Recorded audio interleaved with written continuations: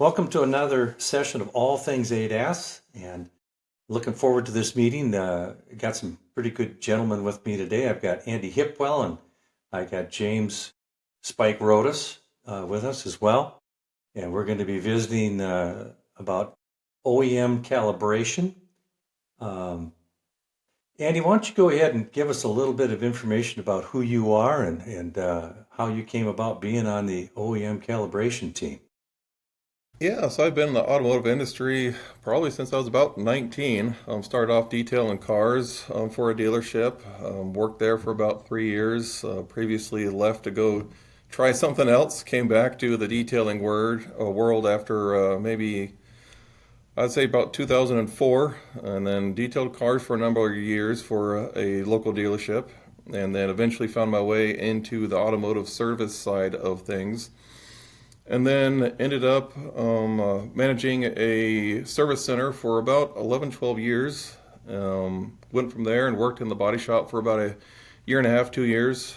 And then landed here with OEM Calibrations and been kind of building and growing this and been loving it ever since. So definitely an automotive enthusiast of all kinds. The ADAS calibration side of things, I've always been very familiar with. The automotive brand I worked with for about 12 years was an early adapter of the ADAS systems. I think they've had them ever since 2004, 2005. So when I was talking with our ownership and bouncing stuff with Spike here, it was kind of almost a good fit of both worlds, really. So I was happy to Sugar and spice came together that day. come on board and see what we can make of this. Jerry, it was pretty cool. So when this all kind of started, like Andy said, went to ownership, and they're like, "Who can run it?" And I'm like, "Andy, like that's the guy that I can have the most intelligent conversation with." Because, like he said, he'd been doing it for so long already. It was just a supernatural fit for Andy to slide over. Well, and you mentioned that, probably the franchise that you were involved with, as you said, was early on, had that technology, probably one of the first franchises that did. So you've been playing with this for longer than most people out there, Yep. as far as that goes. In Yeah, I've it, been around it for a while, and then whenever Spike would bring stuff up, in my stint in the body shop world, he'd be like, "Hey, do you know about this? What do you think about this?" And I'm just like, "Yeah, this is, a known thing." I'm like, "You don't know this?" And he's like, "No, I do, but everyone else doesn't." it works really well. Most of my experience is body shop. Most of Andy's to that point was service. And there's a huge disconnect between those two as far as ADAS is concerned in my mind. Hopefully that gap is closing up some. So me and Andy look at things a little different. And it's kind of cool when we have that because we both end up in the center, but we might get there different ways, Right. which makes the other guy think differently. So now when you have an issue later, I think back to things that Andy's taught me and probably vice versa. And we kind of end up in the middle now, which has been a pretty good partnership. Well, and both of you obviously work hand in hand with each other, correct? We've Try not we've all held hands before, but yeah. Yeah. Well, who tells what to do? It You depends know, on the day. yeah, I mean we both kind of have our lanes, and there's times where we come together and have to come up with a solution, right? And sometimes, like I said, we get there differently. But I would say 98% of the time we're ending up in the same seat at the end of the day. Andy's much more hands-on day to day, knows our system way better than I probably ever will or care to. He's great at that. Well, and he should. He works with it on a daily basis all day long with your people. And on that note, how long has our OEM calibration been in existence officially? I think 4 years this month, Andy. Yeah, April 1st would have been 4 years. Okay. We didn't even get a cake or nothing. Sorry. Well, that's one of you two's fault. So, well, and I'm kind of curious, from obviously the background of being in the mechanical side as well as the body shop and the part side of it. Um, tell me how. I guess what I want to understand here is the body shops get a hold of you, Andy, through an email. And if a vehicle doesn't need a calibration, first of all, you set things up where they get a hold of you and you give them procedures on whatever the repair may be. And what if it doesn't need a calibration? Does that end your communication with them, or do you go ahead and send them procedures for that particular repair? Uh, tell me where that your business comes and goes as far as an outside body shop.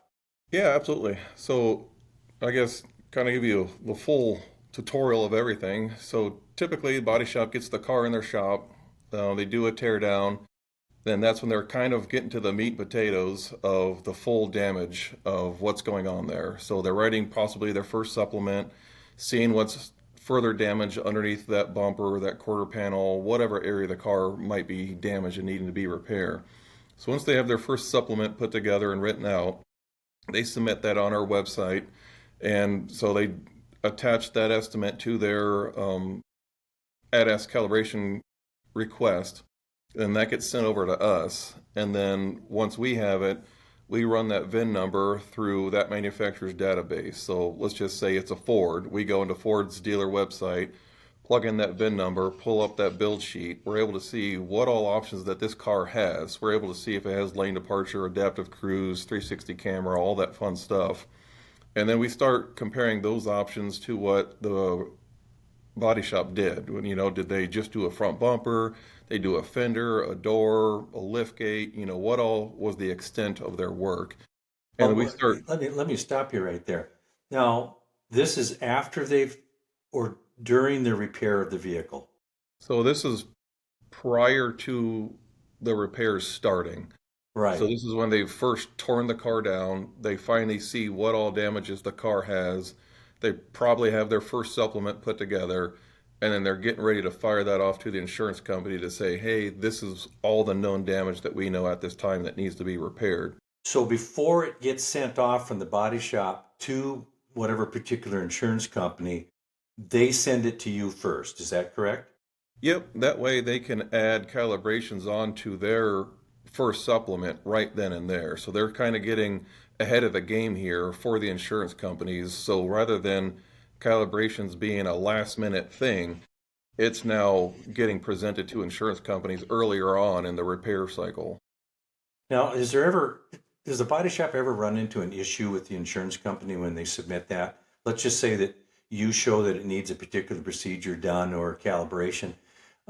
Do they ever get any pushback from the insurance company at that point that, hey, you don't need to do that, or you do need to do that, or?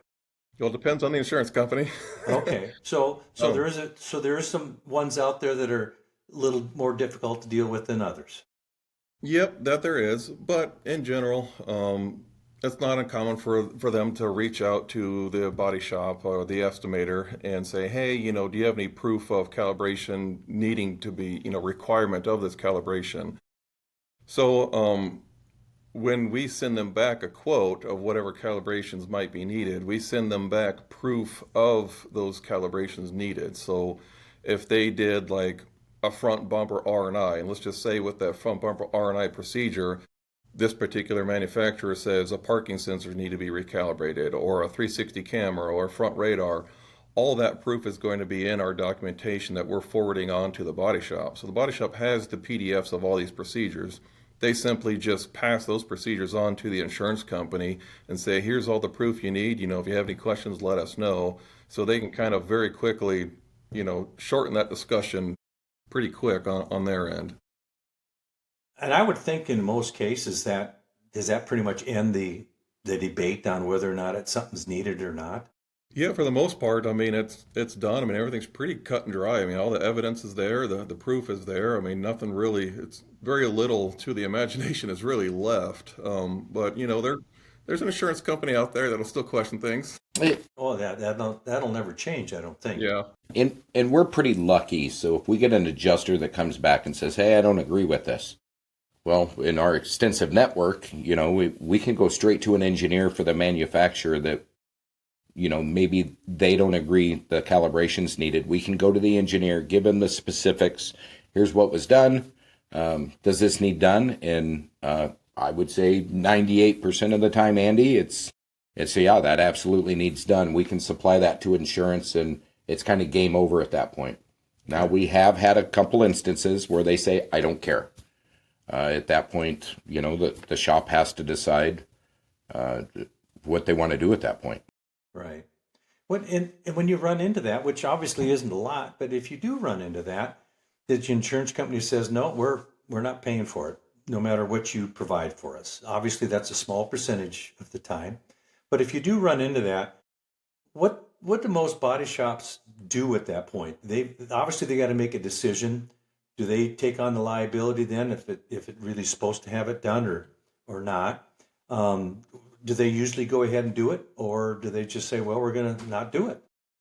Majority of them still go ahead and do it just because they don't want that liability hanging on there. They don't want to risk that liability. They don't want to leave that hanging out there. So the majority of them still move forward and get it done because of A, the liability, B, it's the right thing to do. It is a safety system. They want to make sure when they give these keys to their customer, everything is properly operating, everything is safe and good to go. So majority of shops will still do the right thing and move forward with it. And a lot of times those shops are then giving that bill on to the customer to go back to the insurer to get recovered.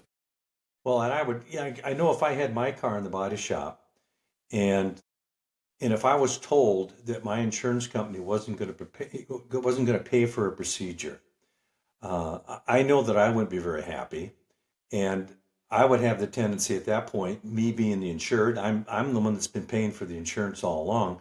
I'm going to be getting a hold of my agent and say, what in the world's going on here? What are you trying to short me out on this, or what's the story? As a customer, I would want to know, and I would want to get involved if that were me.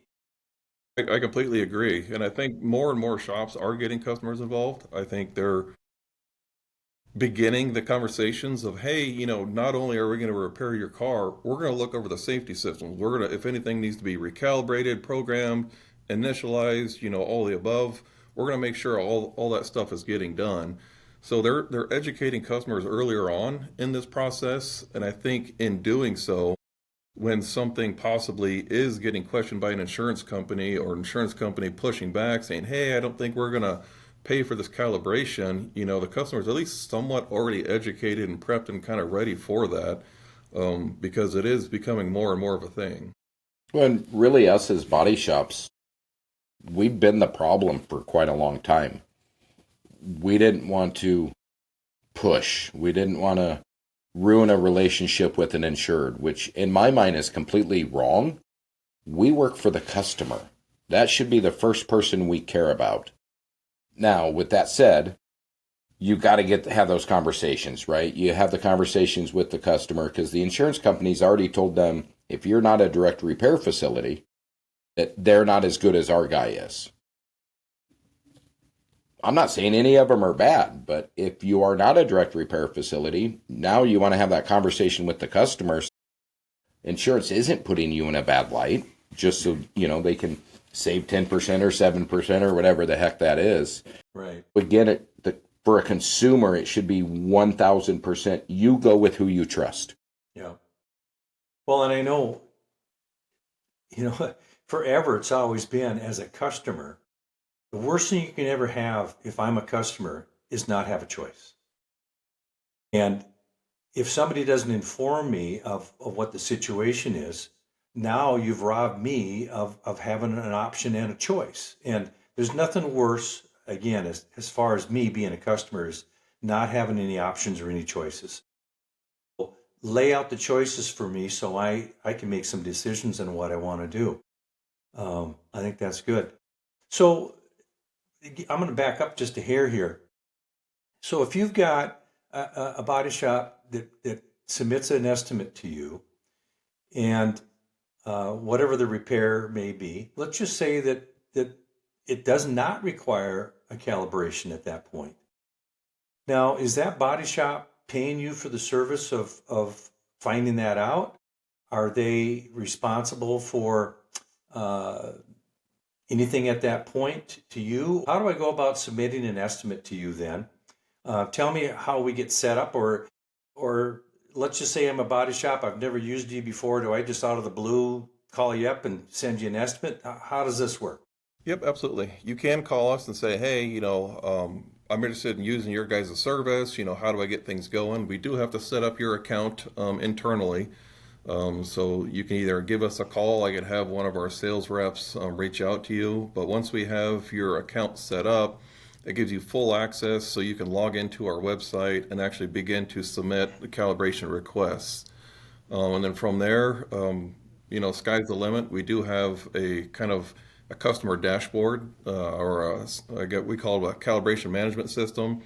So it keeps track of all your open tickets, and any closed tickets of cars that we have done for you are all saved in there as well. All of our scans and photos, procedures, you name it, it's all saved within our database, and you can pull up that information, a week later or 2 years later. It's all saved in there for you.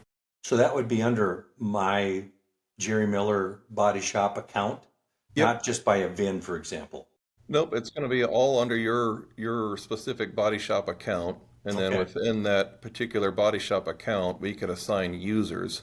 So you kind of have the main person on the account, so shop manager, owner, whoever they want that to be, and then the users are typically a production manager, an estimator, something along those sorts, and everyone can view everybody else's information. So if Bob submitted a calibration request on a Tuesday and he's out of the office on a Wednesday, Steve, that's also in the office, can view Bob's ticket. So, nothing's kind of left, unknown or anything. And Andy, if they're an MSO, they can also jump between multiple locations with the right credentials, correct? Yep, absolutely. So, yeah, if you have multiple body shops, then yeah, we can set that person up so they can view all of their body shops, and then they can just select from the drop-down menu which store that they want to look at their information, and then they can view that store's information. So they can view their open tickets, their closed tickets. They can kind of see how many open tickets that they have that are in the process and needing to get done. So they can kind of essentially almost use that as a management tool for calibrations if they wanted to take it that far. Well, that's interesting. How how big of a territory? For example, you're out of Omaha, correct? Yep, that's where our home base is. And so obviously you've got the territory around the Omaha area, but how far out do you reach? Where do you go? We're quite all over the place. So we're all over the Midwest for the most part. I think we have about 12 locations now. So our home base is Omaha. Um, we're in Lincoln, Nebraska, Grand Island, Nebraska, Wichita, Kansas, Manhattan, Kansas, Topeka, Richmond, Kansas City, Kansas, Blue Springs, Missouri, St. Louis, Missouri, Des Moines, Iowa, Sioux City, Iowa. We're in Chicago, Indianapolis, and we're kind of eyeing a few more markets here for the future as well. So kind of just mainly around the Midwest. So if I'm a body shop if I'm 50 miles away from you, in other words, how far out can you go to somebody that needs your service? Well, every area is a little bit different. We don't really try not to put limits on our areas, but every area is just a little bit different. There is one area that I have guys that have driven 3 hours away, Wow. so we try to help everybody. We want to lend a helping hand to everybody as much as possible. But, end of the day, we do need the manpower in order to make those longer drives. But we love to hear from people, and if someone is 50 miles out, give us a phone call. Let's have a discussion, see if we possibly can be of help to you. And How does that work? obviously, if you're in like a Grand Island and you got to go an hour, you can get pretty far.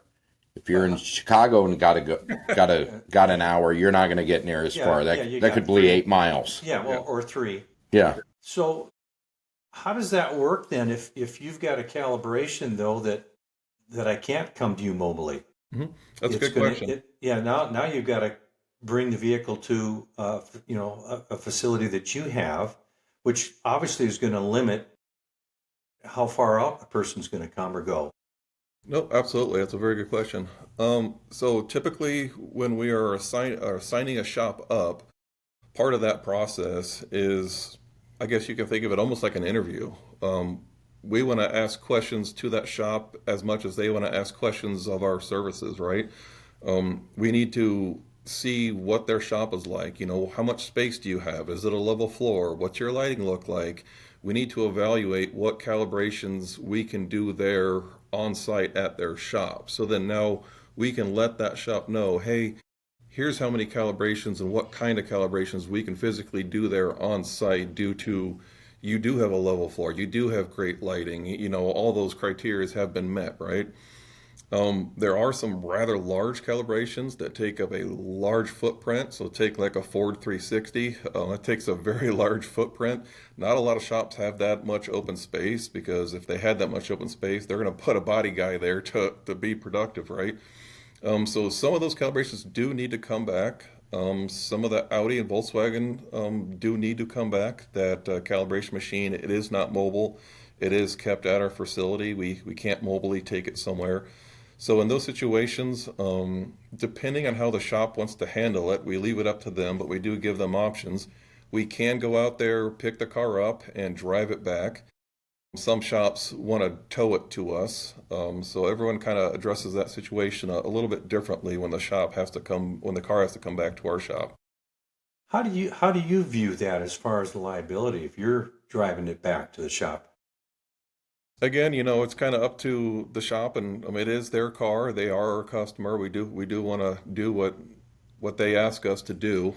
Our recommendation is we definitely prefer it to be towed, just because if it is an uncalibrated front radar system, that is a safety system. A Right. majority of vehicles' front radars are not only used for adaptive cruise control, but more importantly for automatic emergency braking. No different than the customer who owns that car. I want them to be equally as safe as my guys driving that car. So, you know, when that system isn't calibrated, it isn't working, whoever's driving that vehicle is definitely fully aware that that system is not operating. So, you know, definitely drive accordingly. Yeah, I'd hate to test Yeah. that process out after an accident with the insurance company. It could be like some of the shops we're doing when this all first started. There was news articles of saying, please do not test automatic emergency braking against your building Uh, because there were multiple people that did do that and wrecked cars. yeah, yeah. Now, when you do set up a body shop, do you set up a contract? Is there, how does that work? No contracts. It's just a mutual verbal agreement between us. We view every uh, body shop that we do business with we view it as a partnership, really. We're there to help them as much as possible. And, you know, it's a two-way street. We're there to help each other out with the end goal of them giving the keys back to that customer with a very well repaired car. So our calibrations is just a continuation of their repair process. We're just there to fill that void of being able to calibrate the cars. Myself, along with my counterpart Spike over here, not a huge fan of contracts. We view contracts typically only favors one person. I guess if we had a contract, it would favor us. You know, because typically contracts are, hey, you're guaranteeing me your services for a year. Well, where in that contract does it say that we are guaranteeing you the utmost best service for a year? You know what I mean? Most contracts don't Yeah. have that in there. So contracts usually only favor one side, and that's why we typically just don't do contracts. It's, hey, we want to earn your business every day. Every time we show up, we want to earn your business. Hmm. And I think that's fair. Makes sense to me. Um, so now the body shop has sent you the estimate and you're scrubbing it, and we see that it needs a calibration, and I'm going to assume that you make a determination as to whether or not that calibration is something that needs to be brought to your shop or if it's a mobile situation. So if it's a mobile situation, tell me how that process works. A lot of body shops, it's pretty tough to know when that vehicle is going to be done. And so, how do you know? So you don't have every single job you have to do has got to be an emergency. Um, Yeah. I don't suppose You that are ever happens. Yeah, yeah, no fire drills ever. Only Yeah. Thursdays and Fridays. Yeah. No, I mean, that is the very tough job of body shops. I mean, the go date of cars is a constant moving target. They have so many variables they're working against. I mean, our parts showing up on time, our parts showing up damaged. I mean, you name it, all those things affect the vehicle's completion and go date. But typically, when someone submits a calibration request to us, typically that has an estimated vehicle completion date. Now, we get that that's a moving target, but that's okay. At least we have something to go off of. But the biggest piece of the puzzle is in our internal dashboard system, or when they log into their account. Once that calibration quote that we sent them has been approved, they can simply click a button that says ready for calibration for that vehicle's job line that's in our system. When they click that button, that sends a message to us here at home base and the technicians in their city area saying, hey, job 1234 Ford F-150 is ready at Bob's Body Shop. So we're all fully aware that, hey, this car is now ready to go. Someone needs to get over there and get that car taken care of. So it's really as easy as that. How many mobile people do you have? It's a constant growing number there. I think at the moment we're probably up to about 43 company wide, give or take. Wow. Okay. Um, so once you, as a body shop, have submitted that you've got a vehicle ready for calibration, how often does it happen that that same body shop has more than one ready to go? In other words, do I have to run to that body shop and do a calibration, and an hour and a half later after I've left, all of a sudden they got another one ready to go? Or have they been pretty good about lining them up so can you ever go there and do more than one at a time? Or is it always a onesie twosie as we go? It's all the above. Again, every body shop is ran differently. That's just the one thing I've noticed in this industry, which, that's fine. But some shops do like to just stack them all at once, and they'll just ready multiple cars and say, hey, I have these 4 cars, dude, just come out, get them all done. I have some shops that will say, "Hey, I have this one car done," but then why my guys are there within communication while they're there, they're say, "Hey, in a couple hours, this car is also going to need to be done, but I'll mark it ready when it's physically ready." Um, so it just depends. It's different things, but end of the day, it doesn't really matter how they do it. I think the end result is, still just getting the car done. But to your point, if we were to show up and do multiple cars all at once, that's probably the more efficient way of doing it for both them and us. But again, a lot of stars I think have to align, because not every car is going to get done at the same time. So, some shops are probably in that instance holding cars, waiting for that moment, and then just readying them all at once. Where other cars are like, "Hey, no, I want this car to go now. I'm not delaying it a couple hours, waiting for these other 2 cars to get done." And Right. Andy, am I right? In a perfect world, when all this happens, the green light comes on, the tech's supposed to go. Ideally, they're calling the shop because they have a great relationship with them.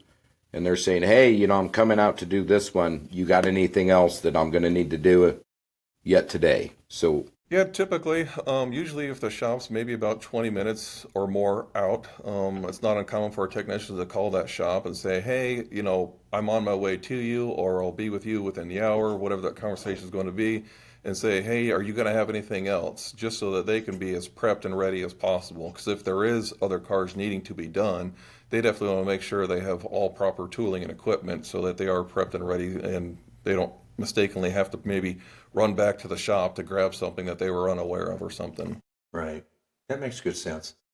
So, Andy, are you prepared? Are you able to show us the dashboard, or what do you want to show us here today?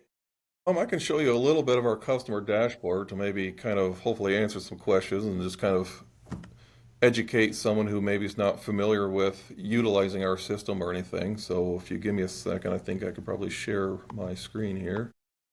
Now, is this a system that you put together, or is this This is our own internal system here.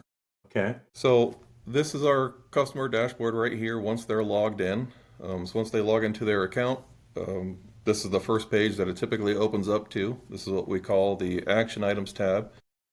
The Action Items tab is usually whatever's in front of you, something needs to be answered, whether it be you can click this button right here and you can physically mark this car ready. So like this Land Rover, if I were to click this button here, that's, yes, in essence this shop readying this vehicle, notifying the technician of that area that this car is now ready. So if the body shop click ready for calibration, that is then going to notify you and the team that it head on over, basically. Yep, if they click that button, that's going to send a notification to our team here at our home base and the team there in that correlating city with that shop to, hey, this car is ready, please get on out here and get her done. Now, do you then notify the body shop to say, here's when we're going to be there, or how does that work? Oh, no, typically the technicians will reach out to the shop when they're kind of heading their way. So that would be a phone call then? Yep, phone call, text message. Every shop's a little bit different, so it just depends on what their preference is. Okay. All right. Go ahead. Keep going. They can also schedule the vehicle. So, typically we have to have the vehicle scheduled. And then once it's scheduled, that opens up the ability to actually flag the car and click the button, mark ready. But inside here is basically anything kind of immediately needing some sort of attention, whatever it may be. But as far as submitting a request, it's actually really simple. You just click send request. You're going to fill out some very basic information that typically you'll have in front of, the estimator will have in front of them in CCC or whatever their estimating platform is. They're, select year, make, model, copy and paste the VIN number, your RO number. Here's where you're going to select your tentative vehicle completion date. Again, I know that that's a moving target, but at least gives us something to kind of go off of. I'm just curious, since you pulled that up, the calendar, the tentative completion date. Do you have any information that actually tells you who actually hits the target or how often? We can view that metric. I don't know what that is off the top of my head, but I'm pretty sure that is information we could view, but I don't know what that would be off the top of my head at the moment. It probably isn't that important, but I was just curious as to how.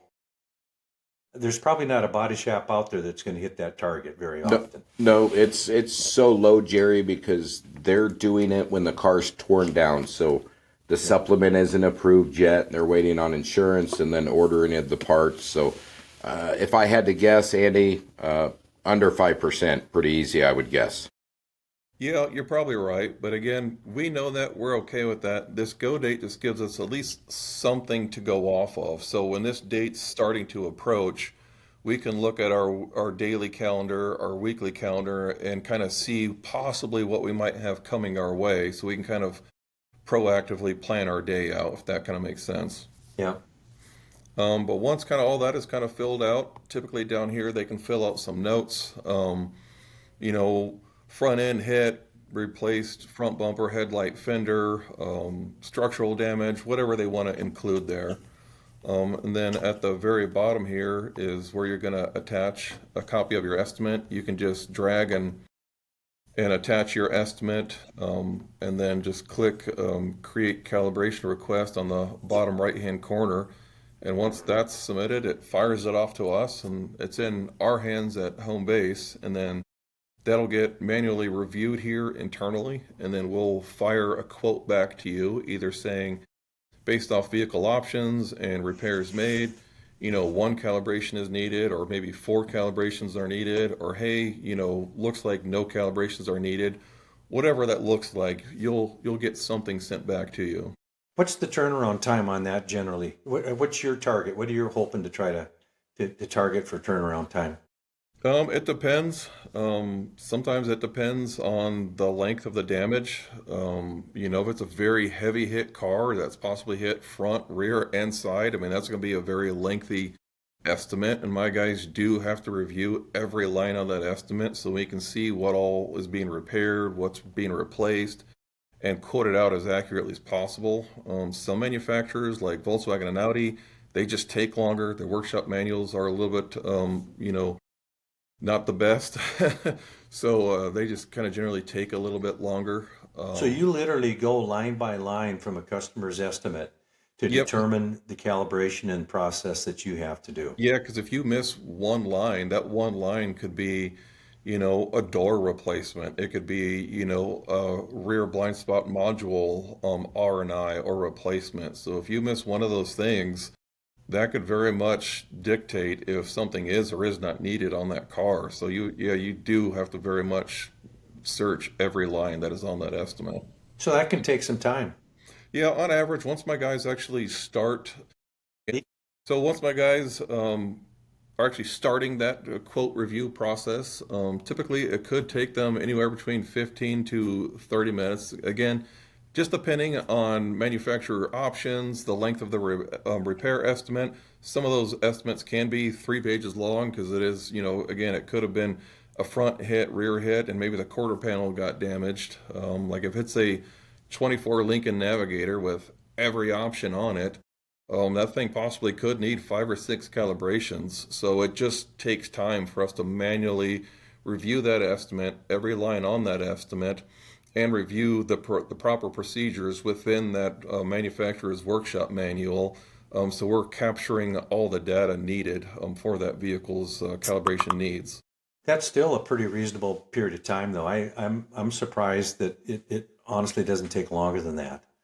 Yeah, I mean, on a few rare occasions it does. Again, on a Volkswagen and Audi, sometimes their workshop manual is just not the friendliest, but I'd probably say on average it's about that time. Wow. Well, and of course nowadays, it, you talk about a hard hit. Nowadays, a hard hit, a lot of vehicles are being totaled out.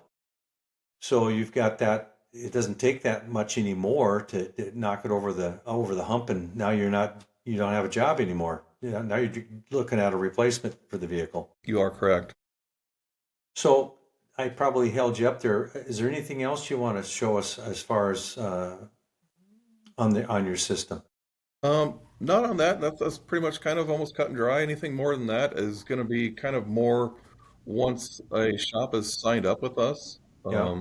and we kind of get more down into the details. There are a few bit pieces of information in there that typically, again, we kind of get into more when someone's actually signed up with us and utilizing our services and stuff like that.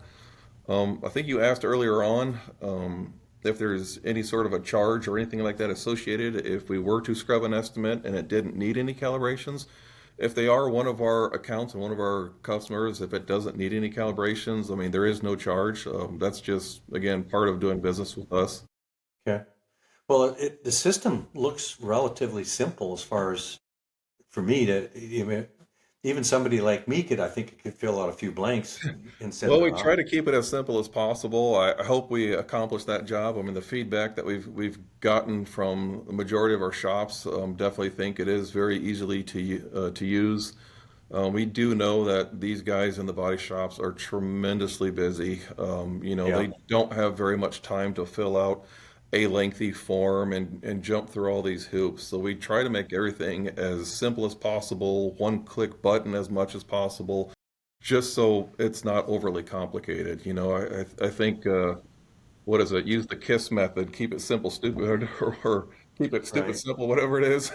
It's funny. I don't think you know how to spell kiss. That's the problem. Yeah. So I think it's funny every time Andy and IT comes up with something, they're like, Spike, see if you can do this. And if I can do it, they're like, yep, that should work. Thank you, gentlemen, for spending some time again with all things ADAS, and I really appreciate it.